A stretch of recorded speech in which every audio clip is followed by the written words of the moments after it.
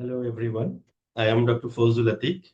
I am giving some series of lecture for the course Discrete Mathematics.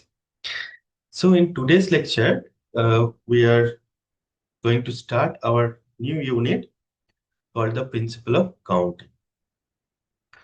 So without wasting time, we'll start this. So what we'll do, we'll start with our the first topic, that is the basics of counting. Now in this basics of counting, we have our the product rule. The product rule is basically very easy one. Let us discuss about this. Suppose that a procedure can be broken down into a sequence of two tasks. If there are n1 ways to do the first task, and for each of these ways of doing the first task, there are n2 ways to do the second task. Then there are n1 into n2 number of ways to do the procedure. So let us understand this thing by just some diagram. So suppose you want to move from position A to C via the path B. So basically you want to come from A to C, right? So you have to go from A to C. So what you will do, you basically divide the whole path into two ways, two sequence of consecutive paths. So first what you will do, you will go from A to B and then from B to C. Now, from A to B, if you can go from A to B in n1 ways, right? So n1 number of ways. So these are many paths you have. So there are n1 number of paths you have. And from B to C, you can also move from n2 number of paths. You can go from B to C by n2 number of different paths, right? So then altogether, how many ways you can go from A to C? Now see, for each of the path from A to B, there are n2 number of paths, right? From each of the paths from A to B, there are n2 number of paths. So for this, you have n2 number of, for this also you have n2 number of, for this also you have n2 number of paths. So in this way, altogether, how many number of paths you have to move from A to C? There are n1 into n2 number of ways you can move from A to C. So this is the product rule, right? So a task can be broken down into a sequence of two tasks, right? So in the first task, you can do it in n1 ways, and for each of the first tasks, you have n2 ways to do the second task. Then altogether, there are n1 into n2 number of ways to do the procedure. This is the product. I hope you understand. Now, once we do some example, it will be more clear to us. Look at this problem. A new company with just two employees, Ratan and Bhargav, rents a floor of a building with 12 offices. Now, how many ways are there to assign different offices to these two employees? So, two employees you have, Ratan and Bhargav, and how many offices you have? 12 offices. So, how many different ways you can assign them the office? So, of 12 offices, they are different offices, right? Office 1, office 2, like that, you have 12 number of offices. But there are two person that you have to assign, Ratan and Bhargav. So how many ways you can do? Now you can divide this task into two ways. One is first assign the one office to Ratan and then to the Bhargav. So sequence of two tasks you divide. So first task is divide the office to the first person, which is Ratan, and then allot the office to the Bhargav. So how you can do? So you have basically two tasks. One is that you assign the office to the Ratan, that is the first task, and then assign the office to the Bhargav, second task. So now you have 12 offices are there. So you first want to assign office to Ratan. How many ways you can do? Now Ratan can take any of the office, right? So there are 12 choices you have to assign office for Ratan. Ratan can have any of the office out of these 12. So there are 12 ways to assign him. Then once you have assigned one office to Ratan, then if you want to assign office to Bhargav, how many choices you have remaining? Because one you have already assigned to Ratan. So one is remaining. Like 11 offices are remaining to assign for Bhargav. So how many ways you can assign office to Bhargav? It is 11 ways, right? So for each of the first task, you have 11 number of second task to do. So altogether, how many ways you can assign the office to them? So this is 12 into 11 ways you can do. It is 132 ways. I hope this is clear. Correct? So this is the complete answer of this. Assigning an office to Ratan can be done in 12 ways. Then assigning a different office to Bhargav can be done in 11 ways. So by product rule, there are altogether 12 into 11, 132 ways to assign office to this two employee. I hope this is clear. Okay, the next problem. Next problem is the chairs of an auditorium are to be labeled with an uppercase English letter followed by a positive integer not exceeding 100. What is the largest number of chairs that can be labeled differently? Right? So if you assign if you're labeling the chairs in this way, how many different chair you can label it? So basically the chairs of an auditorium are to be labeled with an uppercase letter followed by a positive integer.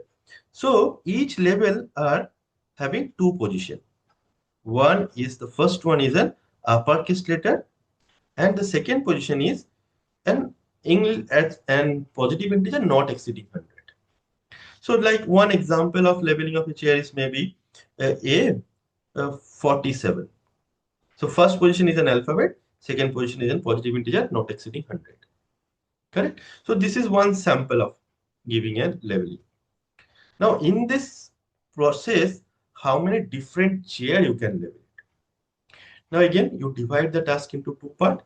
Two way. The first task is assign the first position. How many ways you can do? Now the first position will be filled up by what? Uppercase English letter. Uppercase English letter. Now how many uppercase English letter you have? 26. So for the first position to fill up that, you have 26 choices. What about the second position?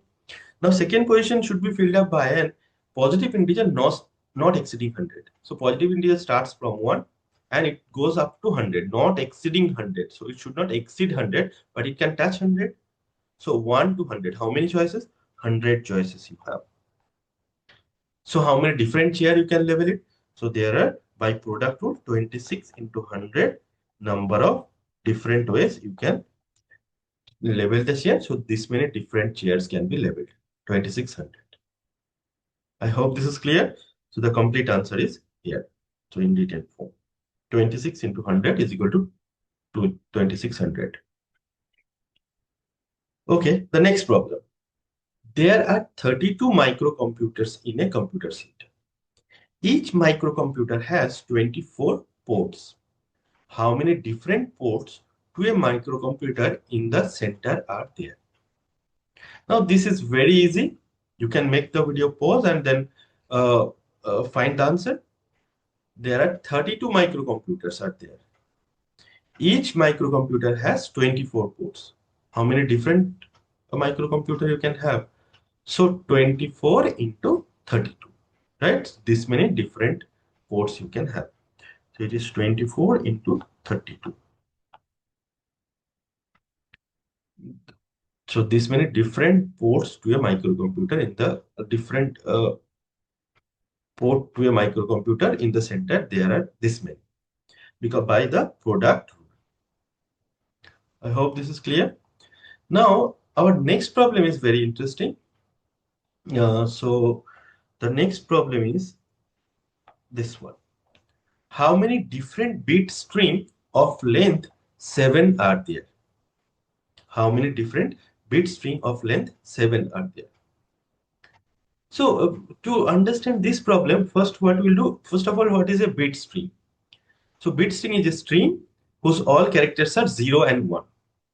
Correct? A string whose all characters are either 0 or 1. That is called a bit string. Now bit string of level of length 2. Maybe I'll give an example. 0 and 1. This is a bit string of level length 2. Or 1, 1. This is a bit string of length 2. Now here the question is, how many different bit string of length 7 are there? So basically each of the bit string have 7 position. Each of the bit string have 7 position. So this is 1, and then I have 6 more. So there are 7 positions are there in each of the bit string, like this. Now each one example of a bit string is maybe 1 0 0 1 1 0 1. This is a bit string of length 7. So this is a sample of a bit string of length 7. Now how many such bit string are there of length 7? Now see, you divide the task into 7 consecutive tasks. Correct? So each position, so because the bit string have 7 position, so the first task is to fill up the first position. How many ways you can fill up the first position? How many choices you have? It is either 0 and 1, so it is 2. Similarly for the second position, you have 2, right? But now you have 7 such cases. So for each of them, you have two choices. Now this is the extended version of this product rule. So product root we have run for two sequence of two tasks. Here how many tasks I have? 7 tasks. For each of them, for the first one I have this many second choices. So all of them together, if I apply product rule, how many different bit string you will have? It is 2 into 2 into 2. Like this, 7 twos will be there, which is equal to 2 to the power 7 different bit string you have. Right? 2 to the power 7 is equal to 128 number of bit string. Correct? So how many different bit string of length 7 you have? 2 to the power 7. Now if I ask the question, how many different bit string of length 5 you have? It is 2 to the power 5. Very easy to answer. I hope this is clear. So this is the complete answer. That's what we have discussed. Okay, the next question.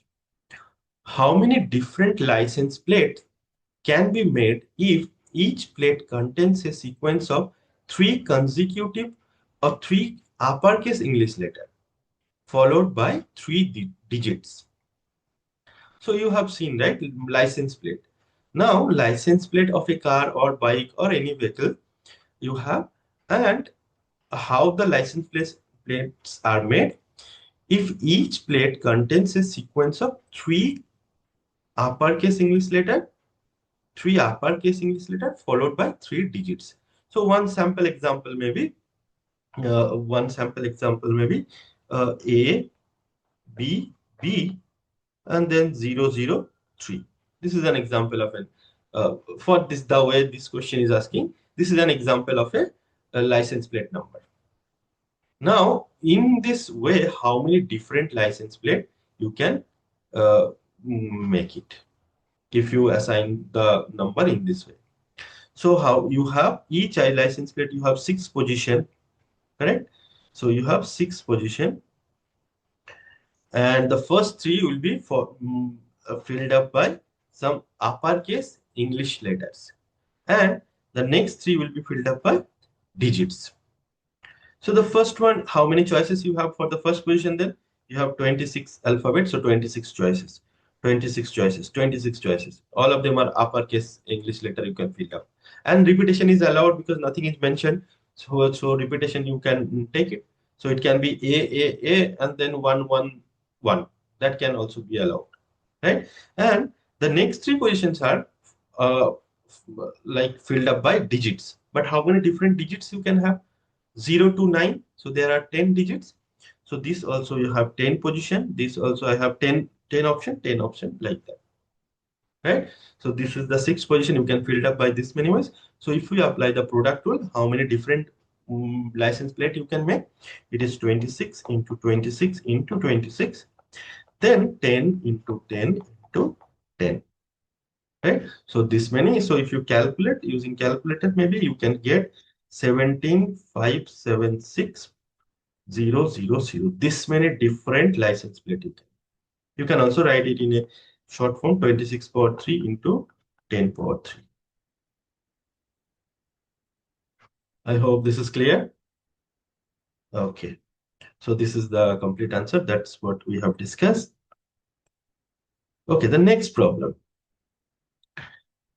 Now, in set theory, we have discussed the function, right? Now, here this problem involves counting of functions. What the question says that how many functions are there from a set with m elements to a set with n element sets, right? So basically, you have an a function from the set A to B. This is the set A, this is the set B maybe, and F maps A to B. So this kind of function you have to make. Now, the set A is a set with m elements. So there are m elements are there, A1, A2, A3, dot, dot, dot, m number of elements you have. And to a set with n elements. So which is B1, B2, B3, dot, dot, dot, there are n number of elements in B. Now, how many different function you can create from a set, from the set A to the set B? Now, the function is can be any function which should be well defined, right? So in case of a function, we all know that you can say that A1 can go to B2 and A2 can also go to B2, no problem. But it is not possible that A1 is going to B2 and A1 is going to B3 also. This is not allowed. Then the function is not well defined, right? So each image have one unique, each element have one unique image in the set B. So then by keeping this in mind,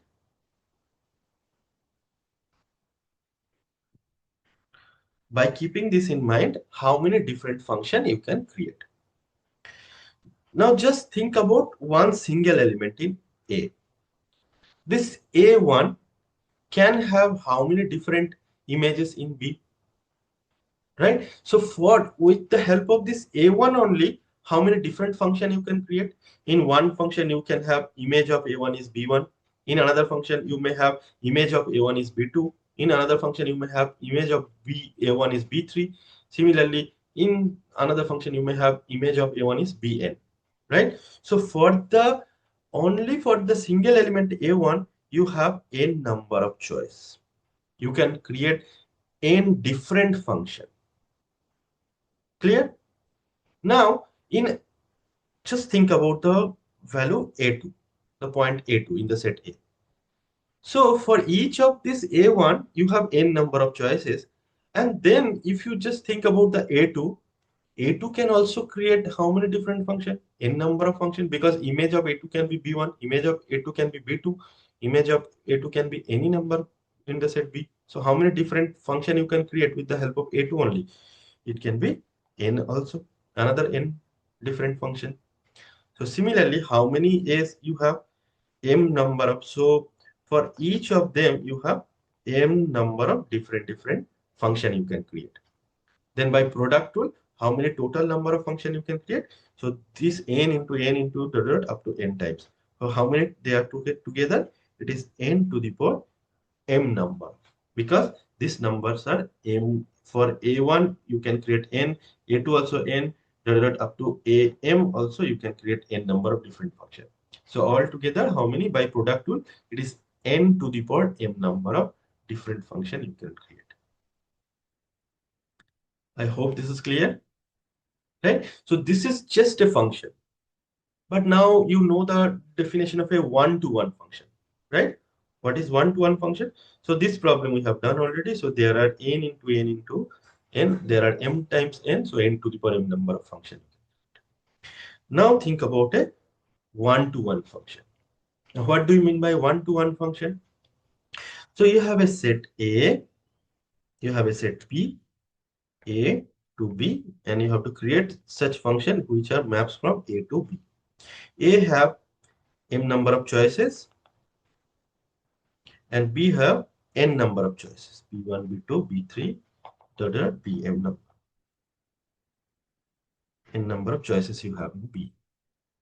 Now, one-to-one function means if you assign, if there is an image of A1 is B2, then none of the other elements should have image in B2. Like it is not allowed that A2 is also B2. It is not allowed in this case because the function is one-to-one. Correct? Because you know the definition of a one-to-one function that two elements should not have the same image. Then it is not a one-to-one. So here in this case it is not allowed. So it should be that uniquely having unique image. Now, if you maintain this rule, how many different one-to-one function you can create? How many different one-to-one function you can create? Now, again, think about the way we thought for the last problem. Just think about the first element A1. Now, the A1 can have image set in B. How many different image you can create? Like in different function, you can have different images, right? So A1, with the help of A1 only, you can create n number of functions, right? A1, then in some function f of A1 can be B1, in another function f of A1 can be B2, in another function f of A1 can be Bn. In this way, for A1, you have n number of choices. What about the A2? Now this is a one-to-one function. So if you have assigned one value for A1, then that value A2 cannot have. So for A2, how many different function you can create? By keeping in mind already A1 you have assigned one value from B. So for A2, how many choices it is remaining? It is n minus 1 number of choices are remaining because already you have assigned one value to A1 because it's a one-to-one function. So A1 and A2 should not get the same value, right? So then it is n minus 1 possibility. Similarly, for A3, if I have A3, how many choices are there for A3? Because A1 and A2 you have already assigned in some functions. So A3 have how many remaining? It is n minus 2 number of values are remaining. So you can create n minus 2 number of things, right? So in this way, for up to dot dot, if you keep on going on, for AM, how many different choices will be remaining? See, for A1 it is n. For A2 it is n minus 1. For A3 it is n minus 2. For AM it is n minus m minus 1 number of choice because each for A2 it is minus 1. For A3 it is n minus 2. So for AM it is m minus m minus 1.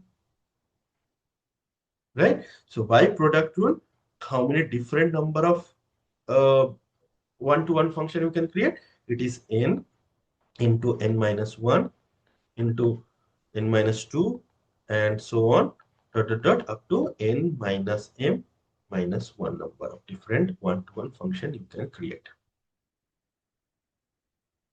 Right? So this is the complete answer of it as we discussed n into n minus 1 dot dot dot up to n minus m minus 1 number of one-to-one function one can create. So all the content I have taken from this book only, Kenneth A's Rosen book, Discrete Mathematics and its Applications. I hope these videos are helpful for you. I hope these are like you are getting benefit for that. And if you are really getting benefit, so kindly like it, subscribe my channel. And in this channel, I have another set of videos for probability and statistics. I think that is also very helpful for you. So if you think that these videos are helpful for you, if you like them, so kindly like them and share with your friends or whoever needed. It can be helpful for them also. And subscribe my channel. I'll get some motivation. Thank you very much. We'll come up with a new video in the next lecture.